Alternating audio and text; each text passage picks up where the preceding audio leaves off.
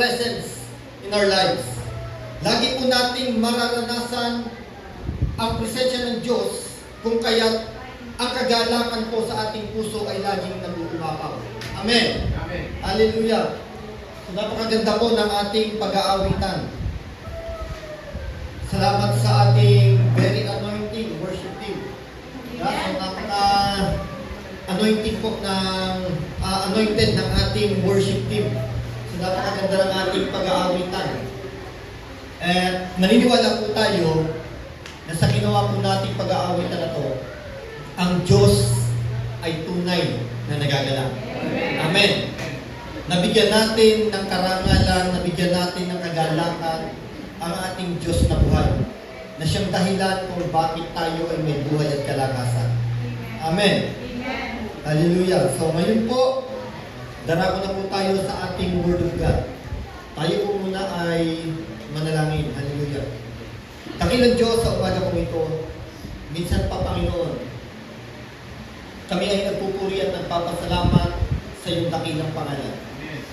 Kinikilala po namin, O Diyos, na tunay na dahilan, Panginoon, o isang napakalaking dahilan kung bakit kami ngayon ay nagkakatipon, sapagkat ito, Panginoon, ay dahil sa iyong kagandahan loob, sa iyong dakilang pagmamahal na patuloy po namin nararanasan. Kaya, Panginoon, minsan pa, Panginoon, tanggapin mo po sa mga oras na ito ang buong pusong pasasalamat at papuri namin na sa iyo lamang nararapat. Salamat po, Diyos. Samahan mo po kami sa umagang ito sa amin pong pag-aaral ng iyong salita, Panginoon. Lord, pangunahan mo po ang gawain ito, Panginoon. Dahil wala pong kabuluhan o walang saysay ang gawain na ito kung hiwalay ka po dito, Panginoon. Kaya Lord, pinagkakatiwala po namin sa iyong mga kamay ang katagumpayan ng gawain na ito. Lalo-lalo na po, Diyos, ang mensahe ito na akin pong ipapangaral, Panginoon. Sapagkat mawawalan po ng kabuluhan ang paghahanda ko ng mensahe na ito, Panginoon. Kung ang mensahe ito ay nagmula lamang sa sarili kong kagustuhan o karunungan, Panginoon. Kaya banal na Espiritu, bigyan mo po ako ng karunungan na nagmumula sa iyo kung paano ko maipapangaral nung naaayon sa iyong banal na kalooban ang mga mensahe ito. Maging ganun, Lord, I pray, Panginoon, para po sa aking mga kapatid na narito ngayon, natatanggap ng iyong salita, Panginoon. Maging bukas po ang puso at isipan ng bawat isa at tumanggap kami ng may kagalakan sa aming mga puso. Salamat po, Panginoon, pinagpala mo po ang mensahe nito, pinagpala mo po ang aking buhay kung paano mo ito ipapangaral, at pinagpala mo rin ang buhay ng bawat isang tatanggap at makikinig ng salita mo. Sa pangalan ni Jesus, Amen at Amen.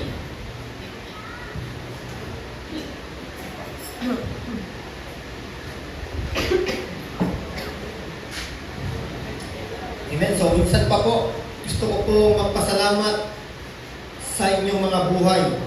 Naging matagumpay po ang mission po natin sa Tugigaraw last week. Amen? So kasama po kayo sa mission na yon. Kasama po kayo sa naging mission. Bagamat ako lang po ang mag-isang nagpunta doon, kasama si Bishop Joel, pero naniniwala ko at maniwala kayo. Kasama kayo sa mission na yon. Yan, malaki po ang naging parte nyo sa pagpunta ko po sa mission na yon. Nakatulong po ng malaki ang inyong pong financial support. At ipinapaabot din po ni Pastor Marvin ang pasasalamat sa bawat isa sa atin. Nagpapasalamat din po siya dahil kahit paano po tayo po ay nakapagbigay ng kaunting bahagi para po sa kanila pong church anniversary. So kaya salamat po sa bawat isa. I pray na patuloy maging bukas at may kagalakan po ang ating mga puso para po sa mga misyon ng Panginoon. Lalo po para sa kanyang mga gawain na pinapagawa po sa atin. And I declare in Jesus' name na bawat isa na mayroong bukas at may kagalakan sa puso na nakakapagbigay para sa gawain ng Panginoon, hindi kayo mawawalan. Laging ubuhos ang pagpapala sa buhay ng bawat isa, nagiging channel of blessing para sa gawain ng Panginoon. Amen? Receive niyo po yan, mga kapatid. Sapagkat yung deklarasyon natin sa pangalan ng ating Panginoon Yesu Cristo. Amen. So, ngayon po ay nasa month of February tayo. Ano pong meron kapag month of February? Amen. Nasa month of February po tayo ngayon. Talagang ang month of February po ay binikilalang love month. Yan. So, love month. And now, or today, we are going to talk about love. the love month. Now, today we are going to talk about love. Kasi ito ang patok ng mensahe pagpasok ng February. Last Sunday, kung di ako nagkakamali, ang naging mensahe sa about love pa rin. Diba? First Sunday ko yun, diba?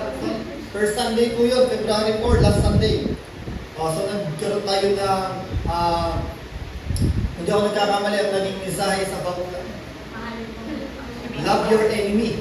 Diba? Love pa rin. Talagang, alam niyo ko kasi pagka-love man talaga o pagpasok ng February, talagang ang nasa isipan na ng bawat tao ay tungkol sa pag-ibig.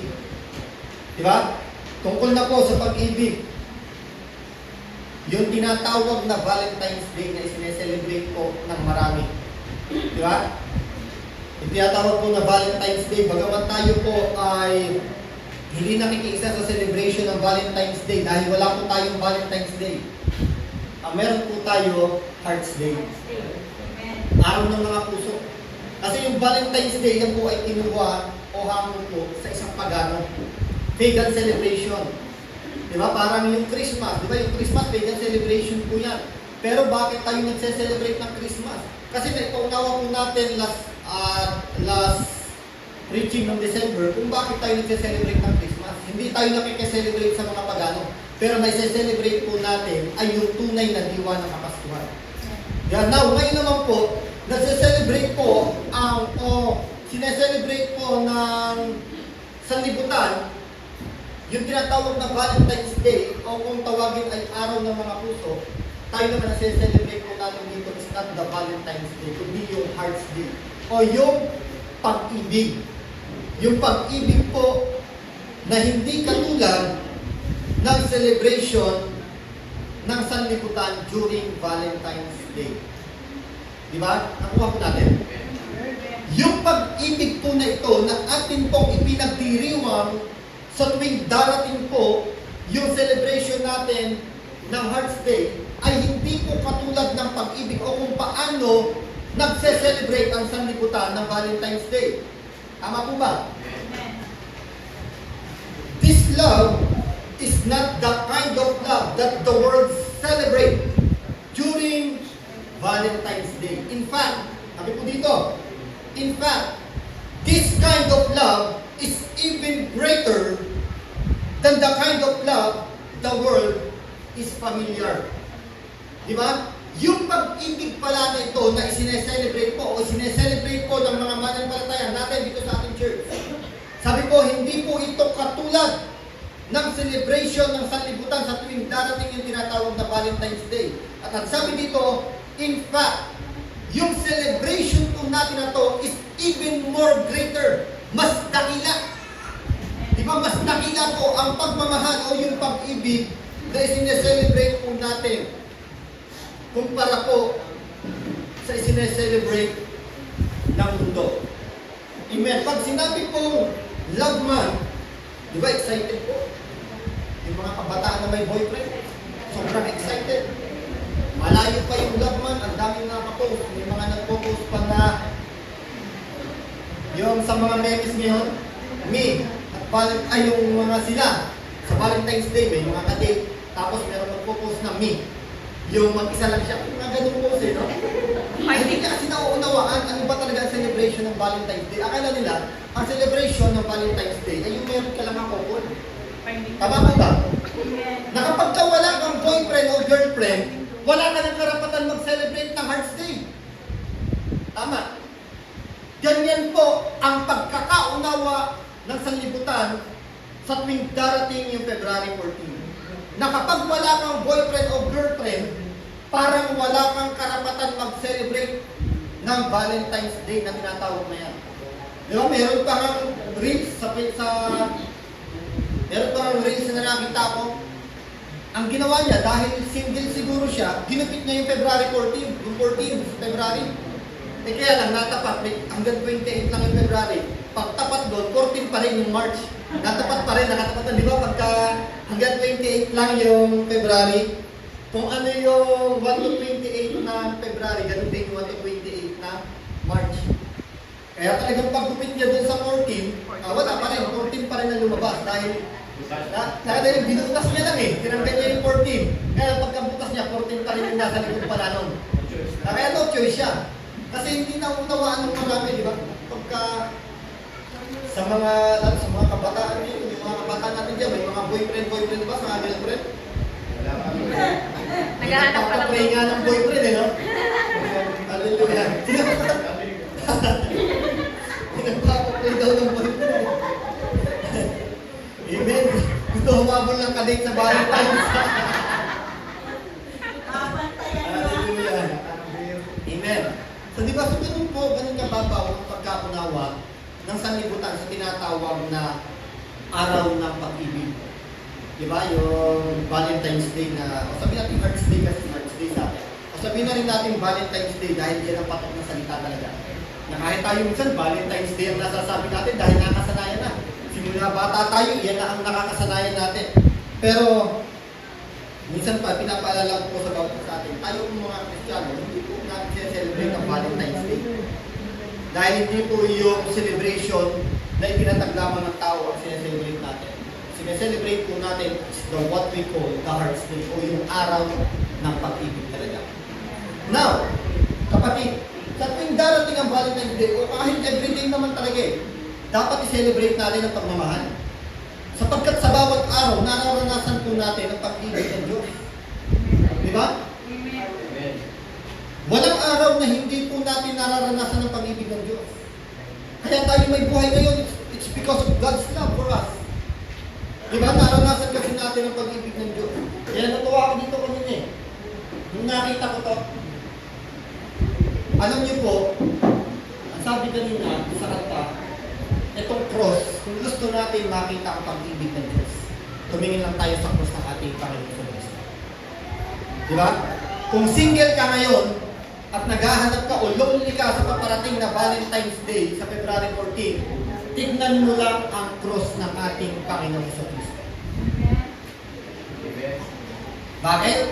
Kasi lonely ka, wala kang katungkol. Pero, andyan ang tunay na nagmamahal sa'yo. Nasa Panginoon. Tama? Hindi ka iniwan ng tunay na nagmamahal sa'yo. Di ba? Maging broken-hearted man, kung may boyfriend na, may girlfriend na, maging broken-hearted sa paparating na Valentine's Day, pero hindi ka iiwan ng tunay na nagmamahal sa'yo. At yan ay ang ating Panginoong Jesucristo. Mamaya, meron po tayong simpleng celebration o simpleng program.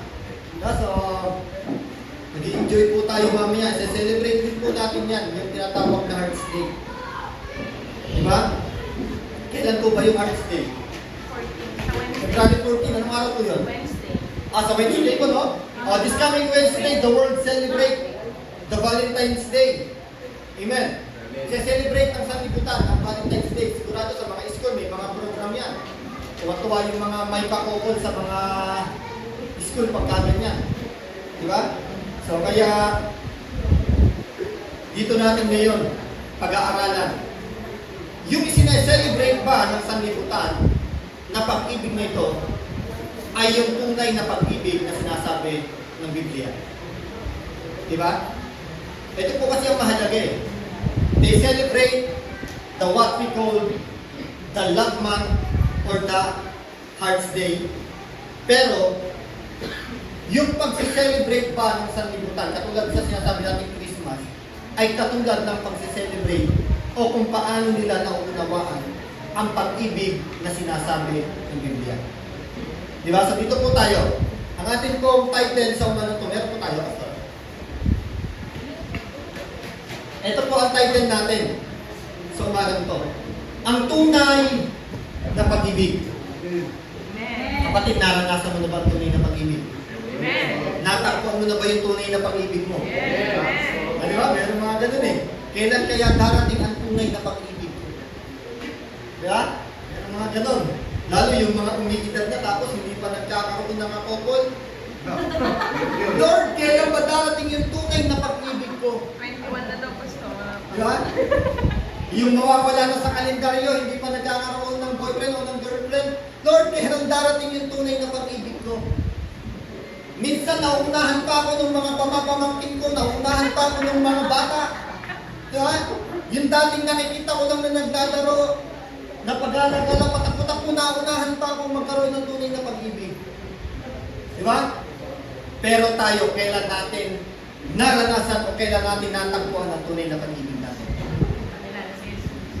Natagpuan natin ang tunay na pag-ibig natin nung nakilala natin ang ating Panginoon sa Kristo. Amen?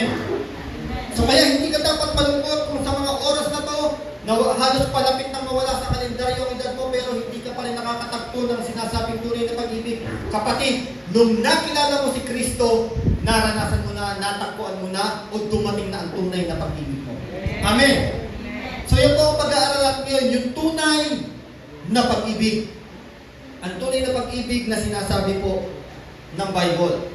Di ba? So dito po, kasamantalahin po natin to.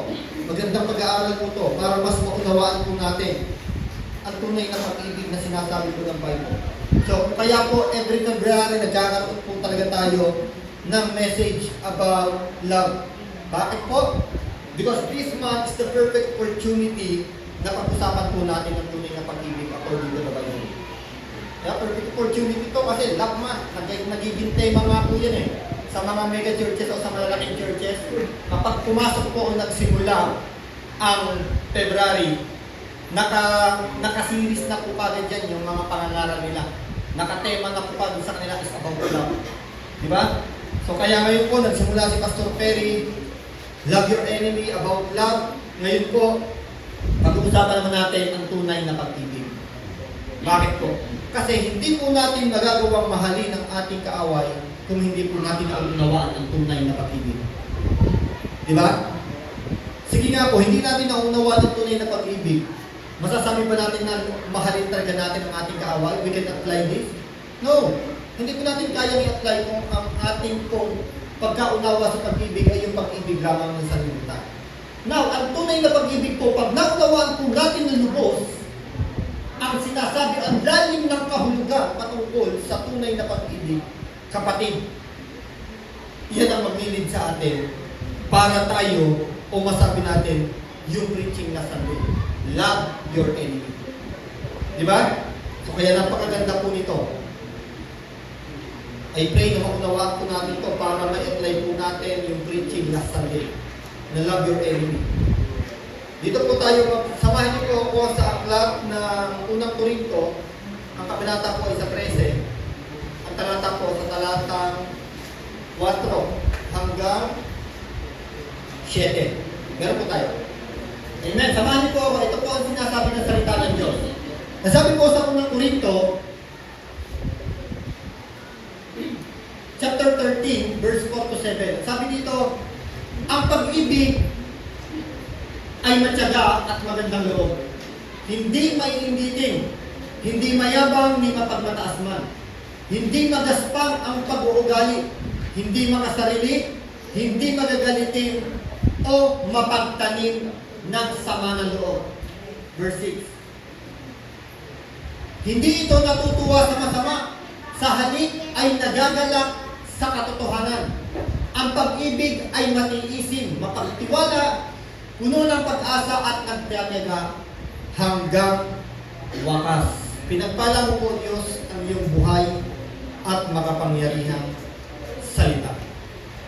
Pag nabasa po natin mga kapatid, ang 1 Corinthians chapter 13, alam niyo po, makikita natin dito ang patungkol sa pag-ibig.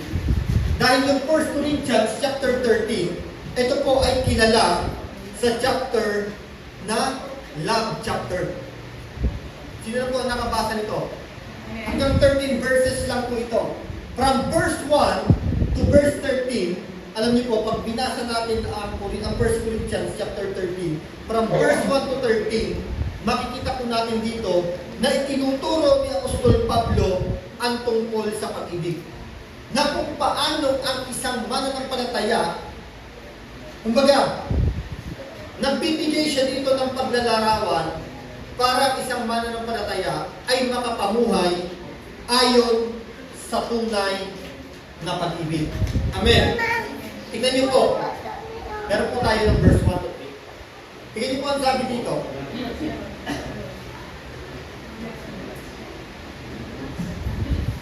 Amen. Tingnan niyo po ang sabi dito. Ito po yung verse 1. yung kung aanatan po natin, yung binasa po natin o yung key verse po natin. Sabi dito sa verse 1, makapagsalita man ako sa mga wika ng mga tao at ng mga anghel, kung wala naman akong pag-ibig. Sabi dito, kung walang pag-ibig, makapagsalita man daw ako ng mga wika ng mga tao, mga anghel, kung wala naman akong pag-ibig, para lamang akong kampanang umaalingaw o pompyang na maingay. Verse 2. Kung ako man ay may kakayahang magsalita ng mensahe mula sa Diyos at umunawa sa lahat ng hiwaga, kung nasa akin man ang lahat ng kaalaman at lahat ng pananampalataya, ano pa't nakakapagpalipat ako ng mga bundok. Ngunit wala naman akong pag-ibig, wala akong kabuluhan. Amen. Ano po pinapakita nito? Ano po pinapakita sa atin ng previous verse na to? Dito sa main verse natin. Ipinapakita po sa atin ito na ang bawat pagkilos, bawat galaw ng isang Kristiyano ay magkakaroon lamang ng tunay na kabuluhan kapag mayroong pag-ibig.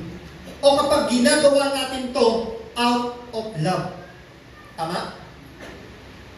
Kasi kung hindi na po out of love ang ginagawa natin, sabi, makapagsalita man daw tayo ng salita o wika ng mga anghel, wika ng mga tao, makapangaral man tayo ng mensahe mula sa Diyos, pero wala tayong pag-ibig, para lang daw tayo maingay na kampana, para lang daw tayong pompyang na umaalingaw-ngaw. Ibig sabihin, wala akong kabuluhan. Kaya kapatid, magkakabuluhan lamang po, magkakaroon lamang ng kabuluhan ng ating ginagawa kapag tayo po sa bawat ginagawa natin, dahil ito ay udyo ng pag-ibig. Di ba kaya yung sinasabi last Sunday, love your enemy? Kung hindi natin kayang mahalin ang ating kaaway, yung talagang tunay na pagmamahal na galing sa Diyos, kapatid, hindi natin kakayanin. Kahit sabihin natin, pinatawad na kita, pero talagang hindi kita kayang mahalin dahil kaaway kita. No! Hindi tunay na pagpapatawad yun. Dahil hindi naranasan ang tunay na pag-ibig. Dahil magkakaroon ng tunay na forgiveness kapag yung forgiveness ngayon ay udyo ng pagmamahal natin para sa Kanya. Pag-usapang pag-ibig, yung tunay na pag-ibig, mahirap po talaga yan. Di ba? Mahirap po talaga kapag ang usapan ay tunay na pag-ibig. Meron pa po ba yung Pastor in verse 3? Pag-diretso ano? Tingnan niyo po. Ito, tingnan niyo po, ang ganda ng verse 3. Kung ipamigay ko man ang lahat ng aking mga ari-arian at ialay ang aking katawan upang sunugin, ngunit wala naman akong pag-ibig, wala rin akong mapapala. Di ba? Tingnan niyo kung gaano katindi yung pag-ibig talaga. Na kapag nawala na ang pag-ibig sa bawat ginagawa natin, ano man ang gawin natin, magtatambling man tayo para sumamba sa Panginoon, lumakad man tayo ng panahon simula sa pintuan hanggang dito sa pulpito, kung wala naman ang pag-ibig, walang kabuluhan, wala rin tayong mapapala. Amen? Kung gusto natin na magkaroon ng kabuluhan ng bawat gagawin natin, lagi natin hingin sa Diyos na Panginoon, sa bawat gagawin ko, tulungan mo ako na ito ay udyok ng pagmamahal na nagmumula sa iyo. Dahil walang kabuluhan ng lahat ng ito. Sabi dito, ipinigay ko man ang aking mga ari-arian, iaalay ko man ang aking katawan upang sunugin, magpakamatay man daw tayo. Kung hindi udyok ng pagmamahal yan, walang kabuluhan. Wala tayong mapapala. Huwag tayo maghihintay ng gantimpalang mula sa Diyos. Amen? Dapat ang motibo natin sa bawat ginagawa nating paglilingkod, ang motibo natin sa bawat ginagawa nating pagpapagamit sa Diyos ay udyok ng pag-ibig. Amen? Yan po ang dapat nating makita. Udyok ng pag-ibig. Tignan niyo pa po ito. Isa pa po ito. Next verse po. Kung meron po yan. Ayan. Tignan niyo po kung bakit napakahalaga ng pag-ibig. Sabi dito, samantala, nananatili ang tatlong ito. Ang pananampalataya, faith, ang pag-asa, yung hope, at ang pag-ibig, yung love. Pero ano po ang pinakadakila? Ngunit, ang pinakadakila sa mga ito ay ang pag-ibig. Di ba? May pananampalataya man daw tayo, may pag-asa man tayo, kung walang pag-ibig, wala rin. Dahil ang pinakadakila sa lahat ay ang pag-ibig. Bakit? Ito po yan, napakagandang kumbaga napakagandang katotohanan na dapat nating makita. Alam niyo po mga kapatid, kapag tayo po ay nandoon na sa bayan na langit na kung saan inihanda ng Diyos para sa atin, hindi na po natin kailangan pang manampalataya. Hindi na po natin kailangan pang umasa.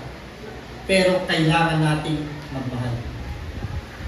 Basta paano yun? Bakit hindi na kailangan pang manampalataya? Hindi natin kailangan pang sumampalataya at hindi natin kailangan pang umasa dahil yung pinanampalataya na natin na magliligtas sa atin, kaharap na natin ang Diyos. Hindi natin kailangan pang asahan ng kaligtasan dahil nandun na tayo mismo sa Kanyang presensya. Sa bayan na langit na inihanda niya para sa atin. Pero kailangan natin ng pag-ibig dahil doon sa bayan na langit na kung saan ilalagay tayo ng Diyos, patuloy natin iibigin ang Diyos ang ating mga kapatid na makakasama natin doon. Kaya ang pag-ibig hanggang langit, dadalhin natin yan. Hindi lang pandito sa mundo yan. Yung pananampalataya at pag-asa pandito lang sa mundo.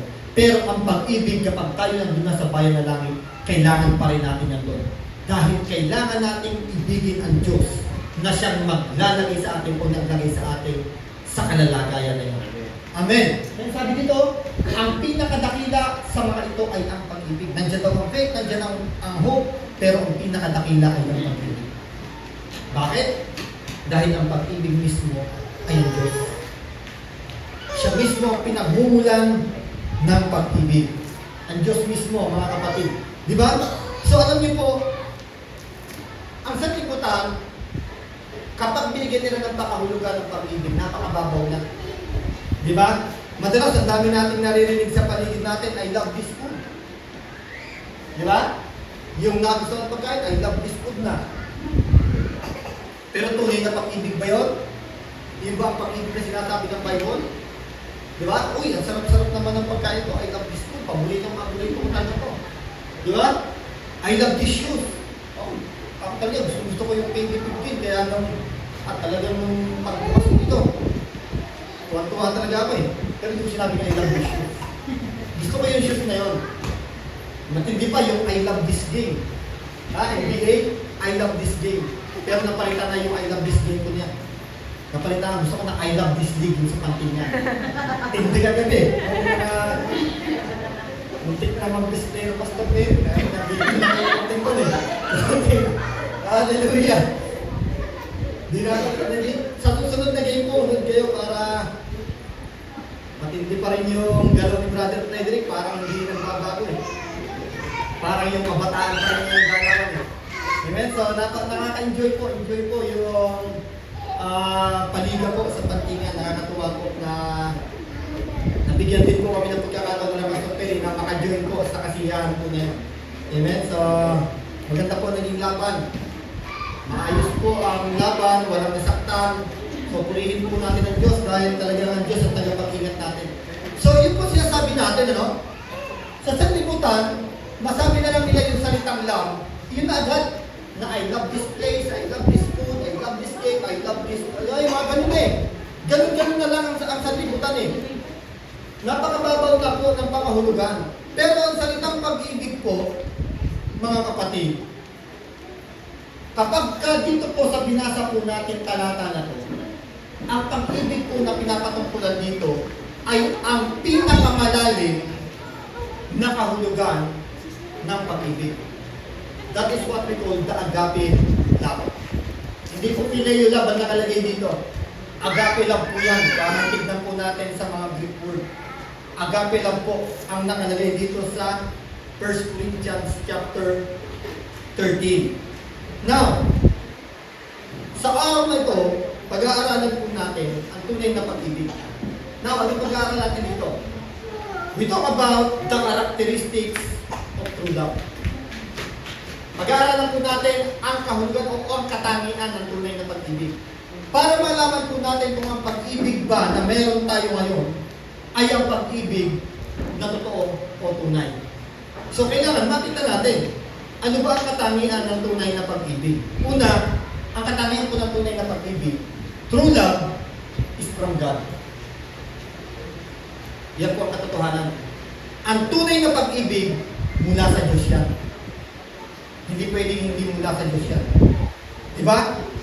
Tignan niyo po, paano natin masasabi ngayon na ako iniibig ko na ang aking kaaway? Paano natin masasabi na I love my enemy? Masasabi lang po natin yan kung alam po natin na we love because He first loved us.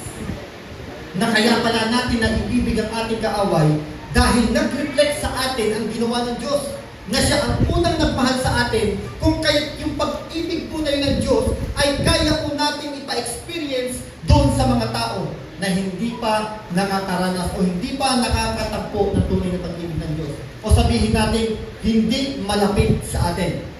Di ba? We love because He first loved us. Na kaya natin magagawang mahalin ang ating kaaway dahil nakita natin na ako man dati rin akong kaaway ng Diyos. Pero inibig ako ng Diyos. Hindi ko ba kayang mahalin yung kaaway ko? Na nakapagsalita lang ng hindi tama sa akin, hindi ko ba kayang mahalin ko? Samantalang ako dati ganito rin ako sa Diyos. Ang daming pagsuway na ginagawa ko sa Diyos, pero minahal pa rin ako ng Diyos. Di ba? So pag naunawaan po natin to, yung prinsipyo ng Diyos tungkol sa pag-ibig o kung bakit tayo nakakapagbigay ng tunay na pag-ibig is because God first loved us. Magagawa po natin mahalin ang ating mga tao. Diba kaya ang ganda ng topic na Sunday, love your enemy. Love your enemy. Isa sa pinakamahirap gawin. Pero iniuutos ng Diyos na mahalin po natin. Alam niyo po, hindi iniuutos yan sa mga unbeliever. Tama? Hindi naman sinabi yan sa mga unbeliever eh. Mahalin mo ang kaaway mo. No, hindi sinabi yan sa unbeliever. Dahil hindi kayang mahalin ng unbeliever ang kanyang kaaway. Bakit? Dahil hindi pa na-experience ng unbeliever ang tunay na pagmamahal na nagmumula sa Diyos. May experience lang ng isang tao ang tunay ng pagmamahal na nagmumula sa Diyos when he received Jesus in his life. Amen. Ang pag-ibig po ng Diyos available sa lahat ng tao. Pero ma-experience lang ng isang tao yan kapag tinanggap niya na si Kristo sa buhay niya. Amen? Kasi doon niya mararanasan talaga, doon niya talaga makikita eh. Na ganito pala ang pag-ibig ng Diyos. Na kahit ako, napakatigas ng ulo, ang dami kong pinagagamit ng mali, pero God still love me. At hindi nagbago ang pag-ibig na yun ng Diyos. Amen? Amen. The most powerful love is the agape love. Yung pag-ibig po ng Diyos. So alam niyo po, merong 4 na uri ng pag-ibig sa Greek. Kay Pastor Perry nga, 8 yung Pastor binigay ko dati. No? Pero ang pinaka-common ko na ibinibigay sa Greek word tungkol sa kinds of love, meron po tayong 4. First is the philia o the phileo love.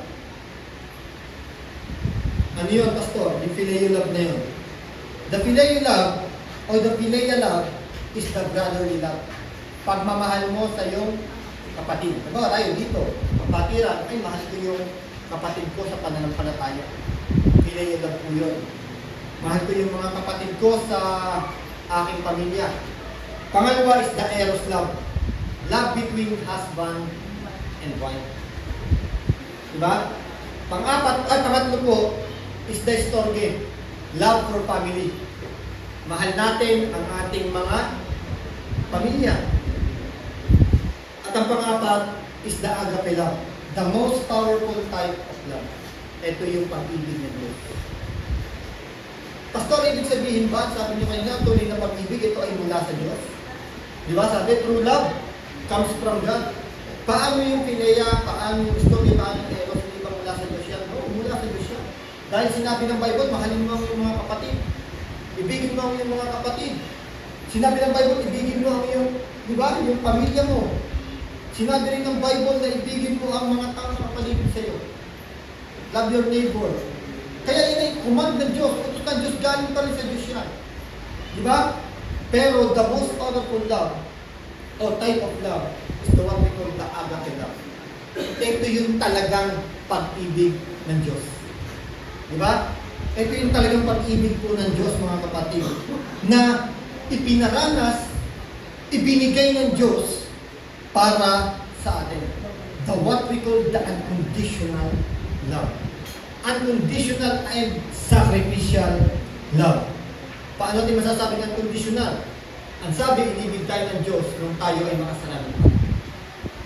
May kondisyon ba ang Diyos nung minahal niya tayo? Wala. Basta inibig tayo ng Diyos.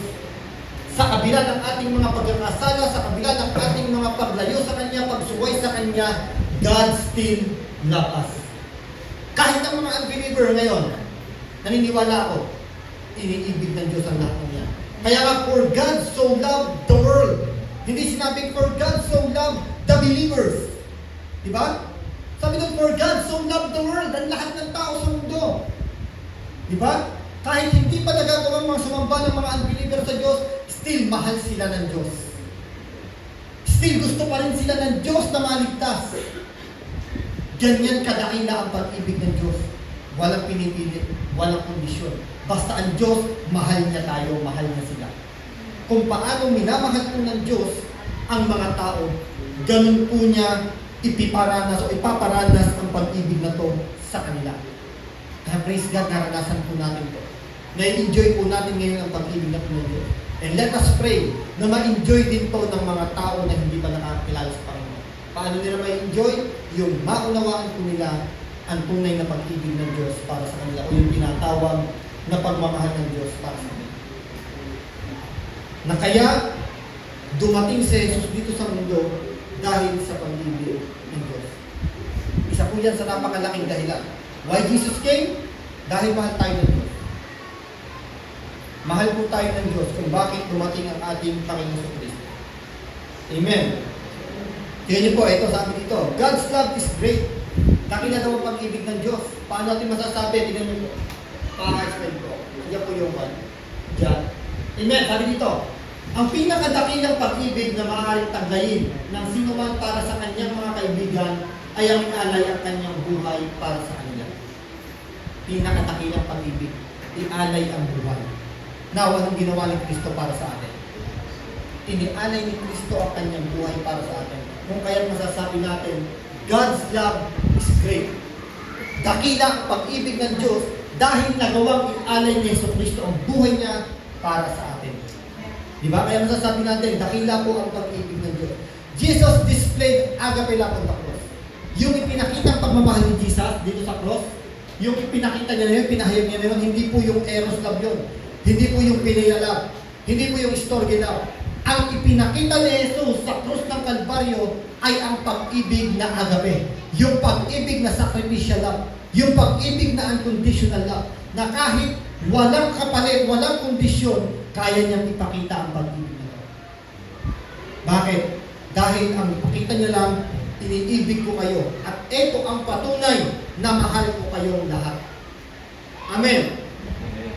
So kaya magsisimula po yan kapag naranasan na po natin at sa atin sa buhay natin because we believe that Jesus died for us and we believe that the death, the burial, and the resurrection of Jesus ay nagbigay sa atin ng kaligtasan. Pinaniwalaan natin ito by experience o naranasan na po natin. Nagsimula na sa buhay natin na experience ang pag-ibig ng Diyos. Amen. So ito pa isang napakaganda. Ang pag-ibig po ng Diyos, walang kahit anumang pag-ibig dito sa mundo o may kakayahang pumantay o makahigit. Tama? Hindi natin pwede sabihin ako, kaya kong higitan ng pag-ibig ng Diyos. Aba, sabihin ko sa pamilya ko, huwag kayong mag-alala. Mahal na mahal ko kayo. Kaya kong higitan ng pag-ibig ng Diyos para sa inyo. Diba? May kami mga kapagsabi ko nun, kaya kong i-sakripisyo lahat para sa inyo. Bagamat ang isang tao, isang magulang, o ang isang kabilang sa pamilya nagagawa niya magsakripisyo para sa pamilya niya, pero hindi niya kayang gawin ang sakripisyo na katulad ng ibigay ng Diyos. Hindi niya kayang ibigin ang kanyang pamilya ng higit pa sa pag-ibig ng Diyos para sa atin. Higit na dakila ang pag-ibig ng Diyos sa sino mang tao dito sa mundo. Kahit sabi natin yung pinakamabuti o pinakamapagmahal na tao na sa mundo, hindi pa rin niya kayang higitan o pumantayan man lang ang pag-ibig ng Diyos sa atin. Higit na dakila po ang pag-ibig ng Diyos. Bakit po? Bakit natin masasabi na higit na dakila ang pag-ibig ng Diyos kumpara sa pag-ibig ng tao? Because God love never cease. Hindi po nagbabago, walang katapusan ng pag-ibig ng Diyos. Magkamali ka man, mahal ka pa rin ng Diyos. Tama? 100% pa rin, hindi nababawasan ang pag-ibig ng Diyos. Nagkakamali man tayo, nadadapa man tayo, hindi natin pwede sabihin na baka nabawasan ang pagmamahal sa akin ng Diyos. No! Hindi mababawasan ang pagmamahal ng Diyos sa iyo. Dahil kung paano kami minamahal ng Diyos, ganun siya magmahal. Because God is love. Hindi pa bago-bago magmahal ng Diyos. Di ba? Minsan tayo sa buhay natin bilang tao, nababawasan ang pagmamahal natin sa tao. Depende sa sitwasyon, depende sa kung paano niya tayo nasaktan, sa kung paano niya tayo tinrato. Pero ang Diyos, kahit itrato natin siya ng hindi tama, still, God 100% love us. Hindi nagbabago yun. Ganyan po kadakila ang pag-ibig ng Diyos sa atin. Walang pagbabago. Hindi nababago ng mga ginagawa natin. Hindi nababago ng sitwasyon natin. Hindi nababago ng katigasan ng ulo natin. Diba? Ganyan po ang pag-ibig ng Diyos. Hindi nagbabago. At ang kagandahan nito, walang katapusan ng pag-ibig sa atin. Walang pong katapusan ng pag-ibig ng Diyos para sa atin. Pag-ibig ng mundo, pabago-bago, pero ang Diyos, hindi magbabago. Amen.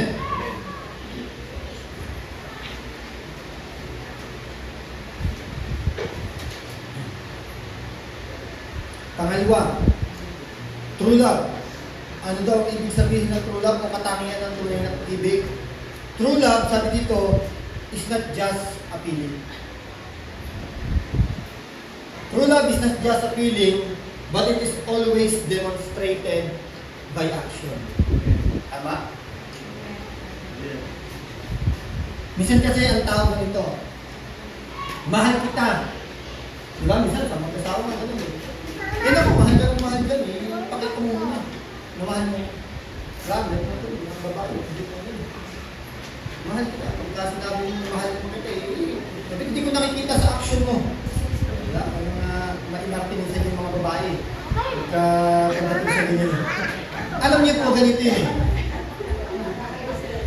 Nung sinabi ng Diyos na mahal ka niya, kapatid, nung sinabi ng Diyos na for God so loved the world, may pinakita siya action. Tama? Nung sinabi ng Diyos na mahal niya ang lahat ng tao sa mundo, ang action na pinakita niya, unang-una, ibinigay ng Diyos ang kanyang anak. Action po yun. May pagbibigay na ginawa. Sa tingin niyo, nung ginawa ng Diyos yun, meron bang sakripisyo na ginawa ng Diyos? God the Father? Meron. Isinakripisyo niya ang kanyang kaisa-isang anak. Our Lord Jesus. Diba? Ibinigay niya. So may action. Kasi sinabi ng Diyos, mahal niya ang lahat ng tao, for God so loved the world. Ngayon, kung sinabi niya yun, hindi lang basta sinabi ng Diyos yun, kundi gusto niya, maipakita niya in action. Kung kaya't nagkaroon ng tinatawag na pagbibigay. Ibig sabihin pala, sa pag-ibig, kapag sinabi natin mahal natin ang isang tao, handa tayong may ibigay tayo. Diba? Handa tayong may ibigay, handa tayong may gawin, handa tayong patunayan sa kanya. Diba? Kaya ito maganda talaga yung preaching last Sunday, yung sinabing love your enemy. Pag sinabi natin love your enemy, hindi natin pwedeng sabihin lang. Kailangan pala may action. Paano natin natin yung action? So alam niyo po isa sa maganda na action para masabi natin minamahal natin mga kamay to pray for them. Hindi ba natin sila kayang lapitan kagad hindi, pero may pag-pray natin sila na Lord, bless them. Kaya lang, baka mahirap. Lord, masyado ko yung tao din, masyado matin ginawa sa akin noon. Ipinag-pray ko Panginoon, namadama sana siya. Ay, hindi tama pag-pray yun. Di ba? So dapat, Lord, i-bless mo sila Panginoon. Lord, i-bless mo sila Panginoon na maunawaan niya na hindi tama yung ginagawa niya. Kasi pag nagpatuloy siya, baka mapahamak siya. Baka matapat siya sa ibang tao na katulad din niya na medyo pagka talagang naagrabyado eh. Di ba? Pero ganun eh. So alam niyo po, the best way to demonstrate o para magkaroon ng action siya, sabi natin love our enemy, is to pray for them. Diba yung sinasabi ka ni Sister Sheila dito, alam niyo po medyo talagang hindi kami ginawa ng maganda doon sa, although sabihin natin baka hindi nga sinasadya, pero in 3 times na ginawa nila, hindi natin pwedeng sabihin na nagkakataon ng lagi. So although hindi naging maganda ako, pero let us pray for them na makita nila na ang ginagawa nila hindi tama. Maliwanagan sila, ay mali pala ang ginawa natin. Diba? Yung i-persecute nila yung, sabi nila, yung mga PI, yung mga religion na yun. Na wala naman kami ginagawang masama sa kanila. Nagkaroon lang ng team building, nakita lang nila na nag-iyen yung bawat magkabilang team. Kumbaga yung pinagtatawanan nila, tapos isasalita sa namin yung maganda. Tapos ilang beses na may nalalaglag dun sa tapat namin kasi second floor sila kami sa baba. So, let us pray for them na ma-realize nila na yung ginagawa natin, parang pagkakail yung ginagawa mo yan. Na, Lord, sorry kasi nagawa namin na hindi tama yung mga yun at nakapagsalita kami na hindi tama. Diba? So, ganun, ma-realize nila yun, yung maging prayer natin sa kanila. Diba? So, yun po ang maganda. Kasi nung sinabi ng Diyos, na mahal niya tayo, pinatunayan niya in action. Diba? Kaya nga sabi sa Romans chapter 5, verse 8, God demonstrate, pinakita. At yung pagpapakita na yun, hindi lang basta isinigaw ng Diyos, sinabi niya, na mga tao, mahal ko kayo. Sabi doon, demonstrate. Ipinakita, ibig sabihin, in action. Jesus died on the cross. Sabi doon, God demonstrates His own love when Jesus Christ died on the cross. Yung pagpasan pala ni Yesu Cristo sa cross ay pagpapakita niya in action o demonstrate, yung demonstration in action na mahal niya tayo. Hindi niya lang ginawa yan sa wala. Kundi habang ginagawa niya ang pagpasan sa cross, ito yung katibayan. Ginagawa ko ngayon para patunayan sa inyo yung sinasabi kong pagmamahal. Papasanin ko ang cross, ang parusa na dapat kayo ang kumuha. Ito pa ang katunayan. Tatanggapin ko ang sakit ng pagkapako sa krus. Makita nyo na tatanggap ko ang sakit ng pagkapako sa krus para makita nyo na tunay na minamahal ko kayo. At ito ang katunayan, mamamatay ako para sa inyo. Para mapatunayan sa inyo, para makita nyo na yung sinasabi kong mahal ko kayo ay may katotohanan. Kasi minsan ang tao ganito. Pag sinabing mahal kita, minsan ang tao humihingi ng pruweba. Naghahanap ng pruweba. Amen? Ganyan po ang tao. Kaya pag sinabi natin, Lord, mahal mo ba talaga ako? Kapatid, hindi mo na kailangan itanong. Tumingin ka na lang sa cross dahil pinatunayan ng Diyos. Sabi doon, God demonstrated. Tapos na. Di ba? Past tense. Pinatunayan niya na. Hindi na tayo kailangan pang humingi ng pruweba. Lord, mahal mo ba talaga ako? Bakit nangyayari sa akin to? No, kapatid. Hindi porket may pagsubok ka ngayon, hindi mo na masasabing hindi ka mahal ng Diyos. Hindi yan ang katibayan. Dahil dito sa cross, pinatunayan niya na yung sinasabi niyang mahal ka niya. In action. Diba? So, yun din ang gusto sa atin ng Diyos. Na pag sinabi natin na mahal natin ang isang tao, mahal natin ang kapwa natin, kailangan may pagpapatunay. Diba? At pag sinabi natin ito ang matindi, lagi natin sinasabi, Panginoon, mahal kita. Kailangan may action. Tama? Sa atin kasi lagi nagagaling na, Lord, mahal na mahal kita. Kanina, kantahan tayo dito, mahal na mahal kita, Panginoon. Diba? Pero ang gusto ng Diyos, hindi lang tayo nagsisisigaw, hindi lang tayo nagkakakanta na mahal kita, Panginoon. Ang gusto ng Diyos, makita in action na talagang mahal natin siya. Diba? Sa Bible, meron ganito lagi. Sa Bible sa Facebook, may nakikita lagi ako. Ito ang salitang iniiwasan ng maraming tao. I love you, Lord. Hindi iniiwasan ng maraming tao yan, kapatid. Ang dami niyang nagko-comment, I love you, Lord. Yung iba nga gusto mag-comment ng ganyan. Ang iniiwasan ng maraming tao ngayon ay yung ipakita yung action doon sa sinasabing, I love you, Lord. Tama? Yun ang iniiwasan ng maraming tao ngayon. Yung maipakita yung action doon sa sinasabi niyang, mahal kita, Panginoon. Pero yung pagsasalita, itatay ko lang, hindi iniiwasan ng maraming tao yan. Napakadaling gawin yan. Kahit 10 beses, 100 beses pa tayo mag-comment na I love you, Lord, napakadali niyan. Ang mahirap, yung ipakita natin in action. Tama? Paano ba natin may papakita in action na mahal natin ang Diyos? Una-una nagbigay ng Diyos ng pamantayan. unahin mo. Diba? Kaya kapatid, pag sinabi natin mahal natin ang Diyos, simple lang. Kapag kaya natin unahin lagi ang Diyos sa buhay natin, na ipapakita nga natin yung lumalabas sa ating labi, sa ating bibig na mahal natin ang Diyos. Kahit na hindi na natin sabihin na mahal natin ang Diyos, hindi na lumalabas sa ating mga bibig, basta't nakikita lang na lagi natin inuuna ang Diyos ang kanyang kalooban, hindi na natin kailangan pang magsisigaw. Makikita na ng maraming tao unang-una ng Diyos na tunay na minamahal natin siya. Diba? So, ganyan po yun mga kapatid. Pangatlo po, true love.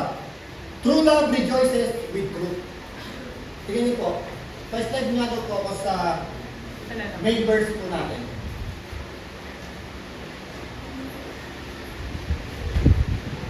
Dito ko lang po tatapusin. Amen. Tingnan niyo po sa main verse natin. True love, dahil ito po ang pag-ibig. Ito po yung talagang karakteristik. Dito po yung sa main verse po natin. Andiyan talaga yung karakteristik ng pag-ibig. So, ipinapakita dito, no? Ang karakteristik ng pag-ibig, matyaga. Yan ba ay galing sa Diyos yung pagtsatsaga? Yes, galing sa Diyos. Magandang loob, galing sa Diyos. Hindi magagalitin, galing sa Diyos. Mahirap pagkakagalit pala tayo, no? Hindi pala galing sa Diyos yun. Hindi mayabang, hindi mapagmataas man. Ibig sabihin, ang pride, pag meron tayong pride, yan ay hindi galing sa Diyos. Hindi tunay na pagmamahal yan. Hindi magaspang ang pag-uugali. Hindi makasarili. Tignan nyo, even yung pagiging selfish, hindi galing sa Diyos yan. Hindi magagalito mapagtanim ng sama ng loob. Ito. Tignan nyo. Sabi dito, hindi daw mapagtanim ng sama ng loob ang pag-ibig. Amen. Bakit ba tayo nagkakaroon ng kaaway? Kapag nagtatanim tayo ng sama ng loob sa kapwa natin, sa tao na nakasakit sa atin, na lumipas na ang napakaraming taon, napakaraming panahon, yung sama ng loob na yun nandito pa sa puso natin. Kaya tinuturing natin na kaaway yung tao na yun, hindi ko mapapatawag yung tao na yun. Dahil nandito pa yung kirot sa puso ko, lahat ng sinabi sa akin masama niya nandito pa. Di ba? Hindi galing sa Diyos yun. Kasi ang sabi dito, ang pag-ibig ay hindi mapagtanim ng sama ng loob. Ay pagka ganyan, hindi tayo mapagtanim ng sama ng loob, wala tayong ituturing na kaaway. Nasaktan man niya tayo, okay lang. Okay lang. Napatawad na kita kasi alam ko na hindi mo naman alam yung ginawa mo. Mauunawaan mo rin yung balang araw pag nakilala mo si Kristo sa buhay. Diba? Ang hirap, no? Ang hirap talaga kapag tayong tunay na pag-ibig i-apply natin sa buhay natin. Dahil bilang tao talagang mahirapan tayo, may kahinaan tayo. Pero kailangan bilang Kristiyano. Tama? Kailangan niya bilang Kristiyano. Bakit? Kasi sabi natin, we love because He first loved us. Diba? Nagatuwa natin yan. Ay, slide pa. Ito, sabi. Ito yung sinasabi natin kanina. Ang pag-ibig, hindi ito natutuwa sa masama. Sa halip, nagagalak sa katotohanan. Sabi, true love rejoices with truth. Nagagalak sa katotohanan. Hindi natutuwa sa masama. Diba natutuwa ba tayo kapag yung isang, ay buti nga sa kanya, no? Buti nga, nangyari sa kanya yung gano'n. Buti nga, nagkapa siya. Diba? So alam niyo po, pagka ganyan pala, nag-rejoice tayo sa ganyan, ibig sabihin, hindi po nila pag-ibig yun. Ito tayo sa, verse 7, ang pag-ibig ay makikisin, mapagtiwala, puno ng pag-asa. Puno-puno ng pag-asa. Pag meron sa atin ang pag-ibig na ito, yung puno ng pag-ibig, puno-puno lagi tayo ng hindi tayo laging parang bigo-bigo. Kasi punong-puno ng pag-asa ang ating puso dahil maranasan natin ang tunay na pag-ibig na ito. At ang pag-ibig, ito ang sabi, nagtsatsaga hanggang wakas. Diba? Pinagdara natin ngayon, hanggang ngayon, nagtsatsaga tayo. Hindi pa man dumarating ating Panginoon sa Kristo, pero still, nagtsatsaga tayo. Lord, nagtsatsaga ako, purihin ka, sambahin ka, Panginoon. Nagtsatsaga ako, every Sunday talaga, i-worship ka, Panginoon. Hanggang wakas, hanggang sa pagdating mo, Panginoon Jesus. Tsatsagay ko to dahil mahal na mahal kita, Panginoon. Ito ang pagpapakita ko na mahal talaga kita, Lord. Diba? So yun po yun, mga kapatid. Iba po ang tunay na pag-ibig compare sa sineselebrate ng sanlibutan every February 14. Dahil ang tunay na pag-ibig na sineselebrate po natin araw-araw ay ang pag-ibig na naranasan natin at ang pag-ibig na galing sa Diyos. Amen? Kaya enjoy po natin. Enjoy po natin ang pag-ibig ng Diyos sa bawat araw. Dahil ang pag-ibig natin ng Diyos ay hindi nagbabago. Bawat araw mararanasan natin ito. Anumang kalalagayan natin, anumang sitwasyon natin, still ang pag-ibig ng Diyos 100% na hindi nagbabago. Hanggang katapusan yan. Kahit saan tayo magpunta, ang pag-ibig ng Diyos hindi magbabago sa atin. Amen? Purihin po natin ang Diyos sa kanyang mensahe sa umaga. Amen. Dakilang Diyos, salamat po sa umaga ito. Sapagkat minsan pa, pinaunawa po sa amin, ano ba talaga ang tunay na pag-ibig, Panginoon. Lord, salamat. Dahil kami, Panginoon, na yung mga anak sa iglesia nito, Panginoon, ay nakakaunawa tungkol sa tunay na pag-ibig. Hindi katulad, Panginoon, ng kung paano is-celebrate ng sanlibutan yung tinatawag na love month. Pero hindi nila ganun na unawaan ano ba ang pag-ibig, Panginoon. Lord, we have the best reason, Panginoon, to celebrate the what we call Hearts Day, Panginoon. Dahil lubos po namin naunawaan na ang pag-ibig mo sa amin, Panginoon, ang siyang tunay na dahilan why we celebrate Hearts Day, Panginoon. Na kung saan we can express our love, Panginoon, unang-una sa iyo, pangalawa, Panginoon, sa kapwa namin, Panginoon. Kaya salamat po, Diyos. Tulungan mo po kami sa bawat gagawin namin, Panginoon. Ang motivation po nito, ito po ay udyok ng pag-ibig na nagpumula sa iyo, Panginoon. Kaya Lord, salamat, Panginoon, dahil pagkakaroon lang ng kabuluhan ang bawat gagawin namin, kung ito po ay udyok ng pagmamahal na nagpumula sa iyo. Kaya minsan pa, Panginoon, I pray, Panginoon, sa bawat isa, na kung sasabihin namin, O Diyos, na mahal kita, Panginoon, tulungan mo po kami, Lord, na i-demonstrate namin ito in our action, Panginoon. Salamat po, Lord. Sa iyo po namin tinataas ang pinakatas na patuloy pagsamba, pagkilala sa tanging pangalan ni Jesus. Amen.